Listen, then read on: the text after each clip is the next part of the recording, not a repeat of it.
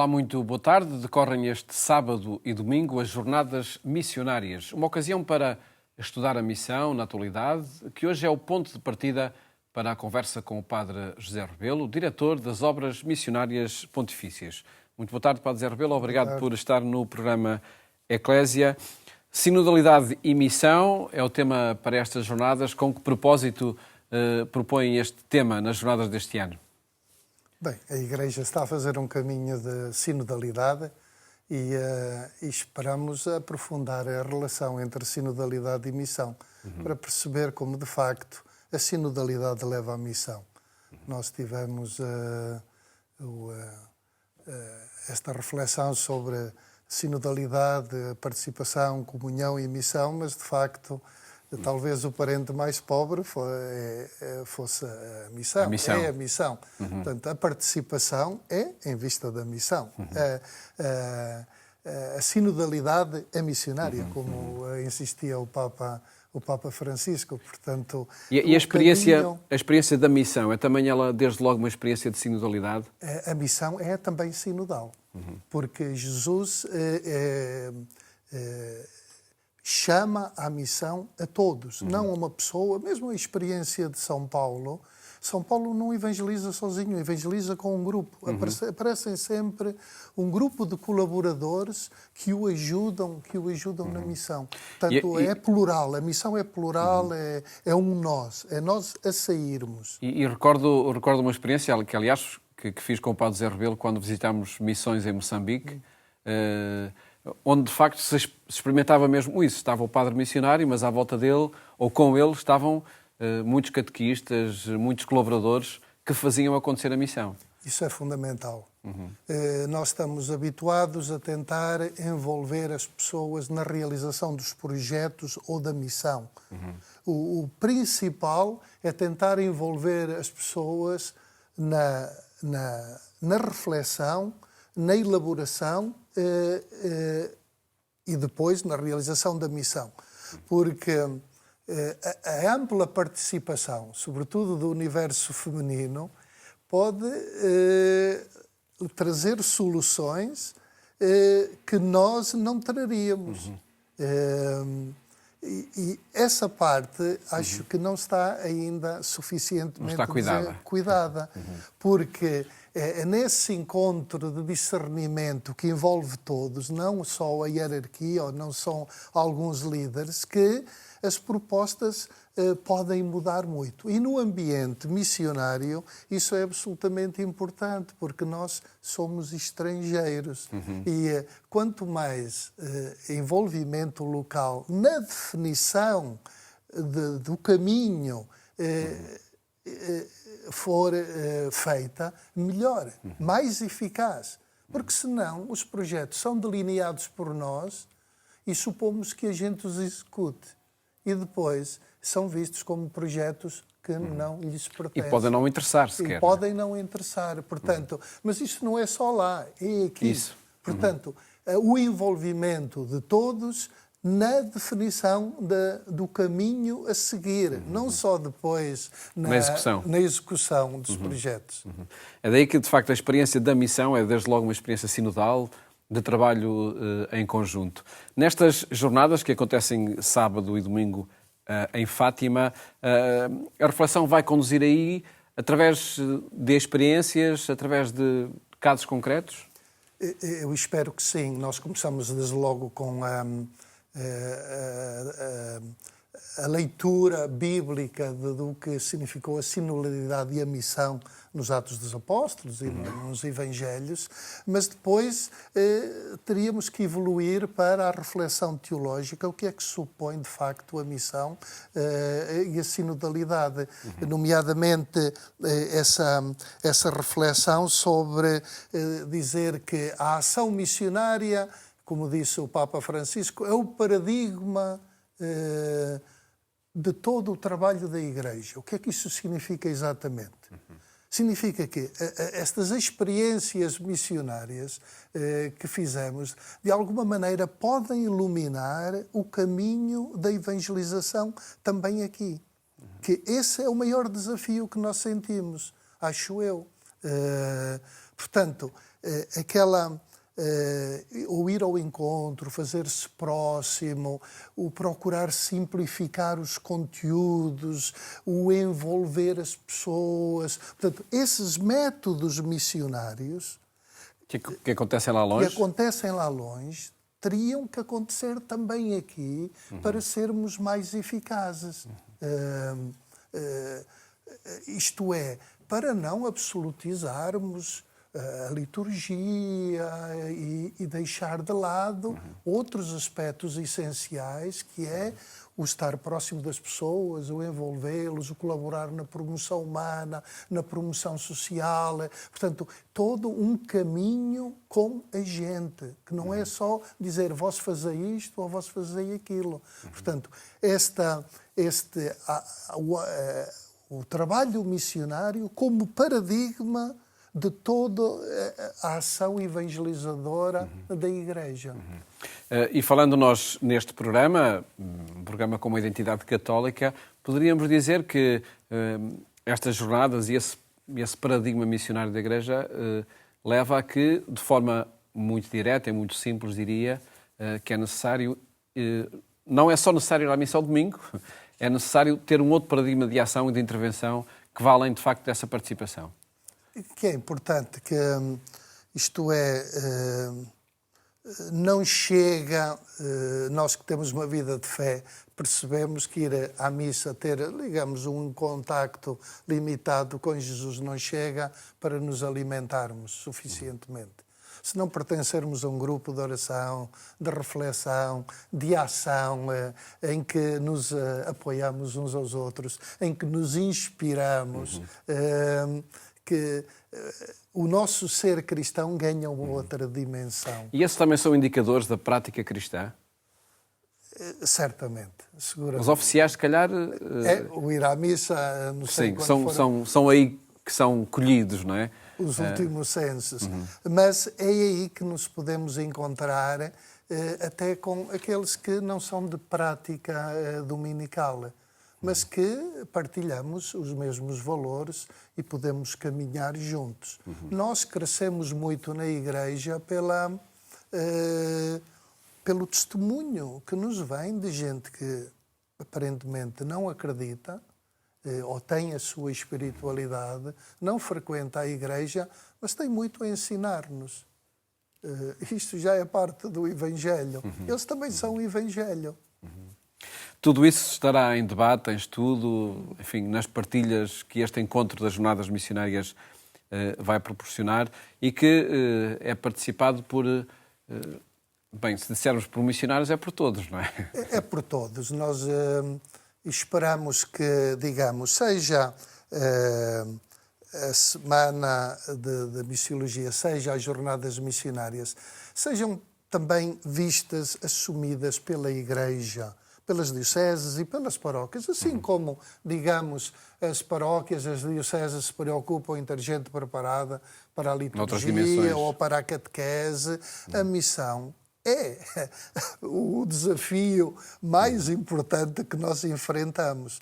E seria interessante que não participassem só, digamos, os colaboradores dos institutos missionários, mas os líderes, os agentes pastorais, porque a missão é transversal a todo este trabalho pastoral da Igreja, com os jovens, com as crianças, na liturgia, e o ideal era que esta reflexão pudesse ser feita em conjunto. E acredito que mesmo iniciando amanhã de manhã, neste sábado, é possível ainda aparecer e participar? Sim, é possível. Basta inscrever-se, basta aparecer. Porque é uma proposta de formação permanente, de crescimento. E, como disse antes, todos precisamos de ser inspirados. Eu, missionário, outros que trabalham noutros âmbitos, mas todos precisamos de nos ajudarmos uns aos outros a sermos melhores discípulos de Jesus. E fica esse convite, então, para, através da página das Obras Missionárias Pontifícias, ou, enfim, acredito que a informação esteja espalhada também pela rede da internet, quem tiver interesse possa participar neste sábado e domingo, em Fátima, nestas Jornadas Missionárias. E neste programa, como acontece em cada sexta-feira, vamos agora então à análise da liturgia de domingo e começamos com o padre João Lourenço, biblista, que olha os textos das leituras deste domingo e, a partir daí, faz uma análise sobre o tema da esperança, que é o tema do Jubileu 2025.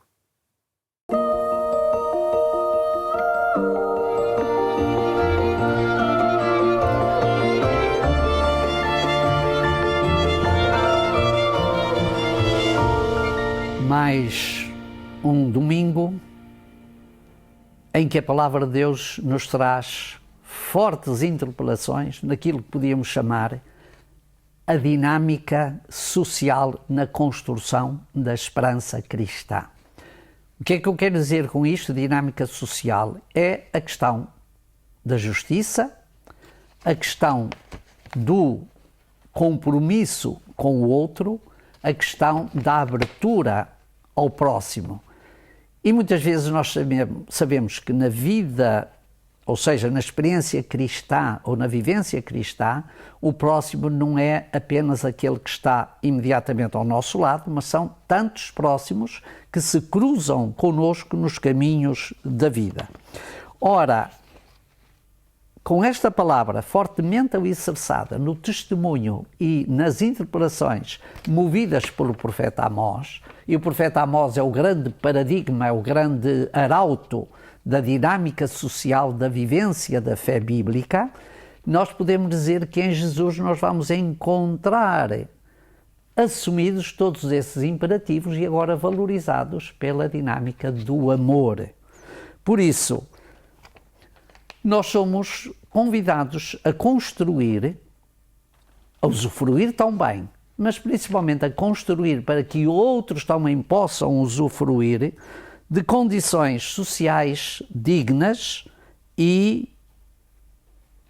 em que possam naturalmente reconstruir novos horizontes. Principalmente temos aqui uma realidade que, para além das incidências na vida social, tem também a ver na expressão da vida das pessoas, quando muitas vezes vemos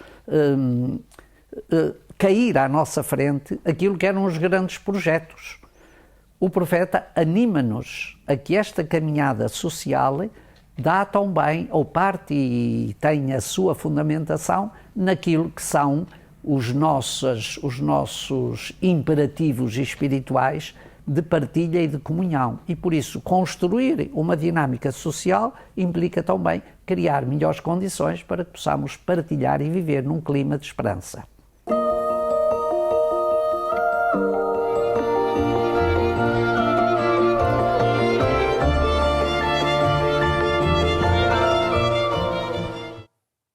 O tema da esperança a partir dos textos que se escutam neste domingo. E antes de analisar o texto do Evangelho, vamos ouvir também este texto que é lido nas missas de domingo. Naquele tempo disse Jesus aos seus discípulos: quem é fiel nas coisas pequenas também é fiel nas grandes. E quem é injusto nas coisas pequenas também é injusto nas grandes. Se não fostes fiéis no que se refere ao vil dinheiro, quem vos confiará o verdadeiro bem? E se não fostes fiéis no bem alheio, quem vos entregará o que é vosso? Nenhum servo pode servir a dois senhores, porque ou não gosta de um deles e estima o outro, ou se dedica a um e despreza o outro. Não podeis servir a Deus e ao dinheiro. Padre José Rebelo, ouvimos aqui uma pequena parte do texto do Evangelho que é lido nas missas de domingo, mas que dilema é este que o evangelista coloca aqui entre Deus e o dinheiro? É interessante, porque diz, não diz não podeis servir a Deus e ao diabo, diz não podeis servir a Deus e ao dinheiro. E isto diz do poder que o dinheiro tem em, de alguma maneira, nos mudar.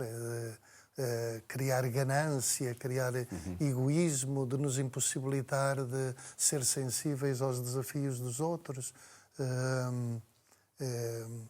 é um desafio interessante, porque o dinheiro tem este poder de criar fidelidades e nos impedir de ver as necessidades dos outros, de nos fechar em nós mesmos e de nos desvitalizar no final.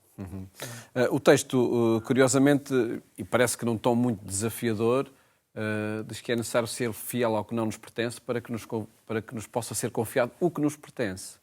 Parece contraditório. Sim, isso vem na sequência da parábola do infiel administrador ou do administrador desonesto, em que, de facto, Jesus não elogia o ato de desonestidade. Elogia a sagacidade, elogia a esperteza daquele administrador em criar um futuro seguro com algo que tem à sua disposição no presente. Este é o desafio.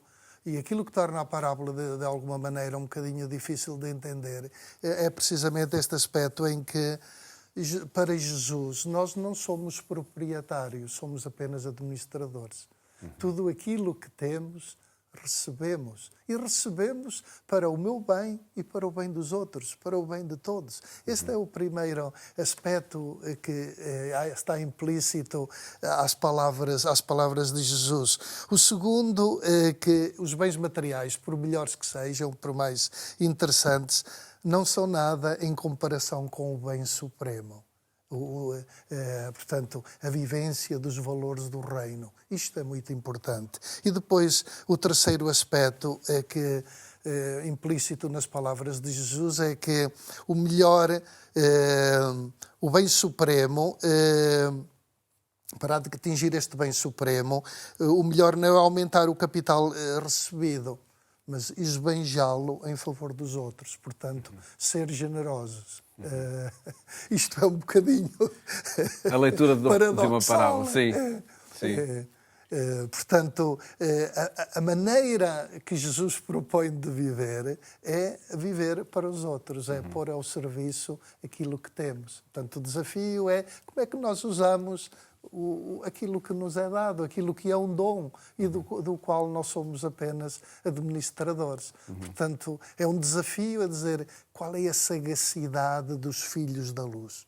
Como é que nós engendramos um futuro melhor para nós e para o mundo com os bens que temos à disposição?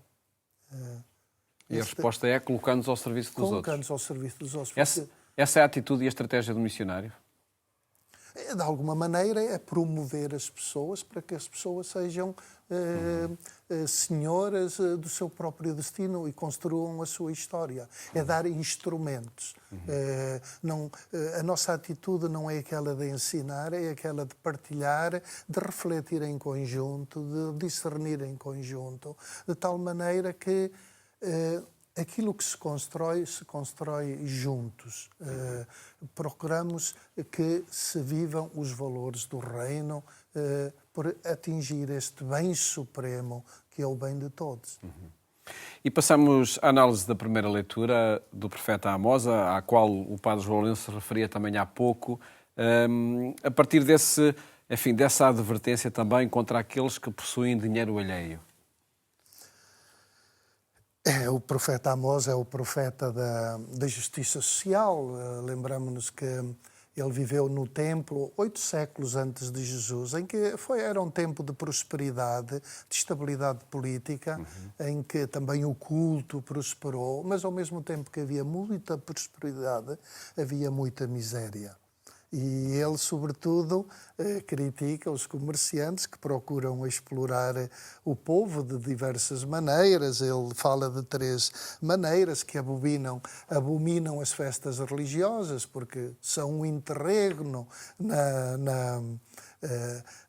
nos dias em que podem fazer dinheiro, são obrigados a ter as lojas fechadas, depois mudando, portanto, as medidas com que mediam os cereais, com que mediam os líquidos, ou o peso, dizer não é 1 quilo, digamos, são 800 gramas, quer dizer, não dizer isto, mas de alguma maneira enganar as pessoas, e depois até fala do comércio humano, de vender uma pessoa por um par de sandálias. Portanto, parece que havia alguma exploração, portanto, os pobres endividavam-se e depois tinham que dar as poucas terras que tinham para pagar as dívidas, como ainda acontece em tantas partes do mundo.